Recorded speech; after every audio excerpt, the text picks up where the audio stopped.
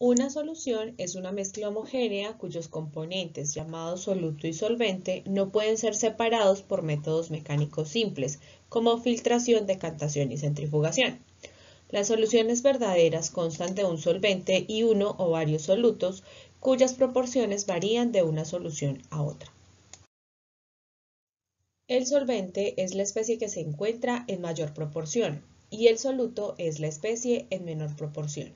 En las soluciones pueden darse diferentes combinaciones en las que sólidos, líquidos o gases actúen como solutos o como solventes. La clase más común es aquella en la que el solvente es un líquido. Aquí vemos algunos ejemplos de soluciones. Para comprender las soluciones también es importante conocer el concepto de solubilidad, que es la capacidad que tienen las sustancias de disolverse en otras.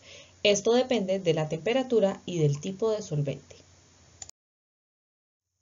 Las soluciones pueden estar compuestas de varias proporciones de acuerdo con la cantidad de soluto dado en un solvente y por lo tanto las soluciones pueden variar en concentración. De acuerdo con esta cantidad o concentración, las soluciones pueden clasificarse en: las soluciones diluidas son aquellas en las que la cantidad de soluto se encuentra en una mínima proporción en relación al volumen de la solución.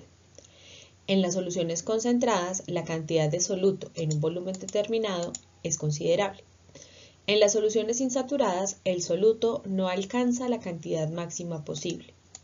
En las soluciones saturadas se ha alcanzado la mayor cantidad de soluto posible para diluir.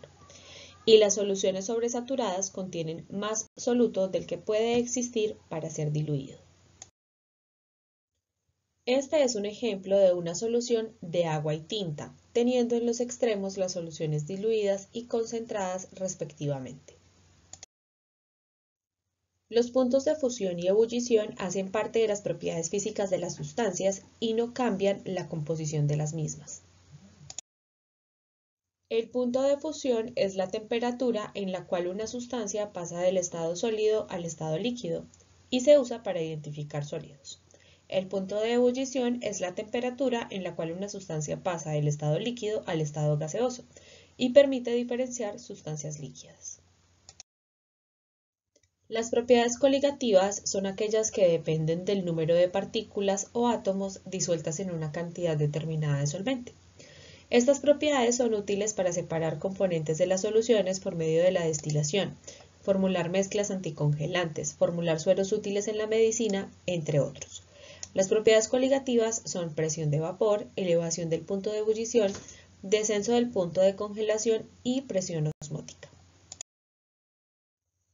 La presión de vapor es la presión a la que cada temperatura de las fases líquida y vapor se encuentran en equilibrio. Un ejemplo de esto es cuando dejamos un recipiente de alcohol abierto. Tendremos que el alcohol se volatiliza, es decir, pasa de estado líquido a gaseoso. En un recipiente cerrado, las moléculas también se volatilizan, pero quedan atrapadas en el recipiente y éstas producen una presión contra el recipiente, lo cual es conocido como presión de vapor. El punto de congelación es la temperatura en la cual una sustancia pasa de líquido a sólido. El descenso del punto de congelación es la disminución de la temperatura de congelación que experimenta una solución con respecto al solvente puro. Por ejemplo, el punto de congelación del agua es 0 grados centígrados, pero el punto de congelación del agua de mar es menos 2 grados centígrados. La presión osmótica es la presión necesaria para detener el flujo de agua a través de una membrana semipermeable. Un ejemplo de esto son las células de organismos pluricelulares, en donde la membrana plasmática es considerada como semipermeable y permanecen en equilibrio con los líquidos que las rodean. El punto de ebullición es la temperatura en la cual una sustancia en estado líquido pasa a estado gaseoso. El punto de ebullición puede aumentar debido a cambios en la presión de vapor del líquido.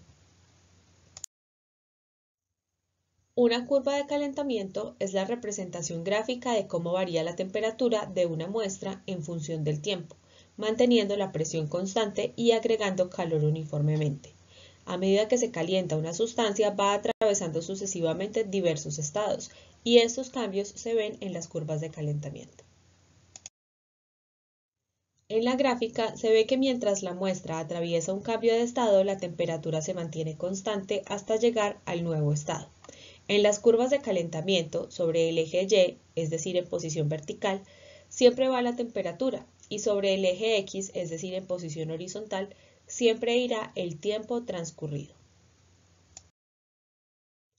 Debido a que las soluciones pueden pasar de líquido a gas o viceversa a una determinada temperatura y a una determinada presión, es posible construir una tabla en la que se relacionen presión y temperatura.